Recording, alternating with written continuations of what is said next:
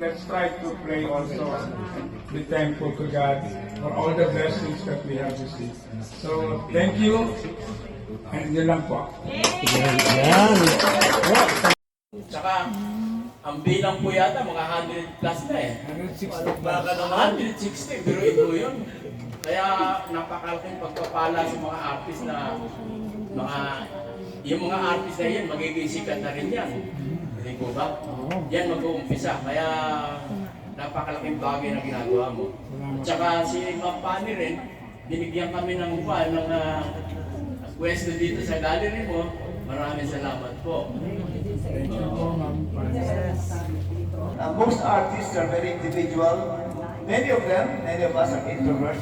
We would rather stay alone in our studio rather than interfacing with fellow artists. The art scene in Manila now is extremely competitive. There's a lot of inevitable rivalry where one artist tries to prove that he's better than the other artist. For that particular artist, he has no place, he has no role in joining an organization. You join an organization because you gain strength. As I do, I join an organization because I learn from other artists, no? And the reason why is there is never an end. There is never an end to one's education. We learn from when we were very young, and we learn up to the last minute of our life on earth. And it's a great vocation to be an artist. It has been described as a vocation that is both a blessing and a curse. Why is it a blessing? Well, the blessings we know what the blessings are. But it's a curse as well, because unlike professionals and accountants, once you leave the corporate life, you stop being an accountant. But being fated to be an artist, role, meaning to say, as the great painter Renoir, the French impressionist, said, you stop being an artist when the paintbrush drops from your hand. In other words, goodbye. And that is really what being an artist is all about. And why do you paint? I mean, the usual answer is for self-expression. But it is, we all went through a struggle of being practical in our life. We have to find a way to support our art. Because not all artists can live off or survive just on the painting itself. To begin with, there is the supply is greater than the demand. Meaning to say, the market is small for such a large supplier of artworks. And that is where the competition is. But nonetheless, for me, learn from the national artist, Arturo Luz. You all know who Arturo Luz is. Mr. Luz founded the most prominent, I don't want to say successful, the most prestigious art gallery in town.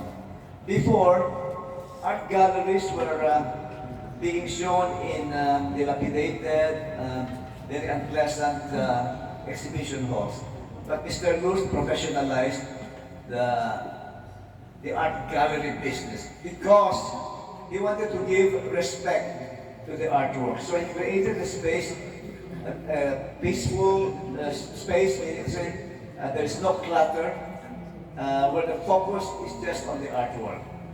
And for many years, he told me that nobody was buying his works. Nobody was buying, so walang bumibili ng works niya. So sabi niya, for 20 years, walang bumibili ng work ko. Sir, what did you say? 20 years? Sabi niya, he is a very strong personality. Sabi niya, yes, 20 years, walang bumibili ng painting ko. And then, naging national artist.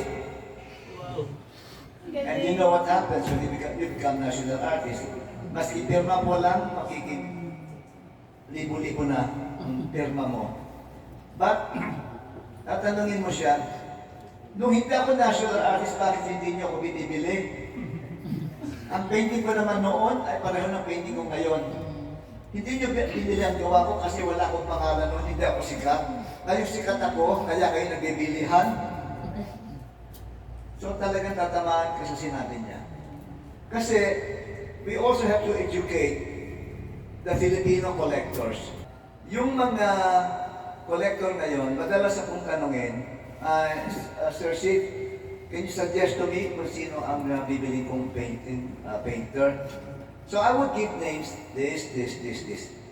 And then the collector would tell me, wala namang pangalan yan eh. Gusto ko yung sikat na.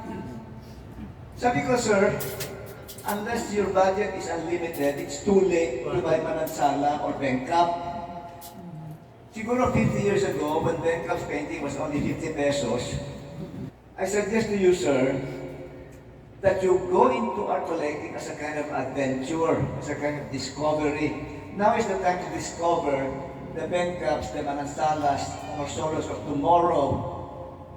And ano sila, nagugulat. And then, only then, nakikinig sila sa akin. And then, sa kanya yung pangalan ng batang binanggit ko sa akin, doon lang naging interested. And I find that very sad, no? But now, this is the reason why in social media, ang mga artist is given an opportunity, a venue para ipakita nyo ang mga paintings ninyo. And it's very competitive kasi matatabunan kayo, walang makakarinig ng pangalan nyo, walang makakakita ng gawa ninyo. And that is good, and at the same time, it can turn into something a little sad, no? Because then we begin as artists to forget why we became an artist to begin with. Hindi po ba? Nasisira ang values natin, nag-iiba yung pagkatao natin. So yun lang masasabi ko, be true to yourself. Huwag kayong lilipat ng art style just because sellable. Huwag. Maski si Mr. Luz, sinabihan ko siya noon na, Sir, hindi po ba kayo naiinggit sa style ni Amorsolo na I was a very young man at wala namang disrespect sa tanong ko. It was just a curious question kasi kahanga si Amorsolo. Na-offend si Mr. Luz sa tanong na iyon na wala namang mali siya. Ang sabi niya, I am Arturo Luz and I will paint only as Arturo Luz. I am not Amorsolo. Kilala niyo po si Aning Magsaysay. Of course. Sabi ko, Ma'am, so now you are proclaimed as the female Amorsolo. She's a very rich lady, taga Forest Park yan. And sabi niya, very humbly, alam mo, iyo, nag-iisa lang ang Fernando Amorsolo. So, ako si Anita Magsaysay ho. Ano yung sabihin ng narration ko na ito? You can only be true to yourself. Nag-iisa kang Chris Maner, nag-iisa kang Al Perez, nag-iisa kang Romeo Gutierrez, nag-iisa kang ikaw. Okay? So, huwag natin kalimutan kung sino ka.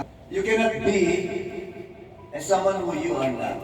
You cannot be a second Bangkok. Pagkatawanan tayo. Just get it out of your system. Okay? But, kailangan lampasan mo yung admiration mo, obsession mo with Bangkok, with Amorsolo. Kailangan mahirap gawin. Hanapin nyo kung sino ikaw. Only in that way can you be true to yourself, be honest to yourself.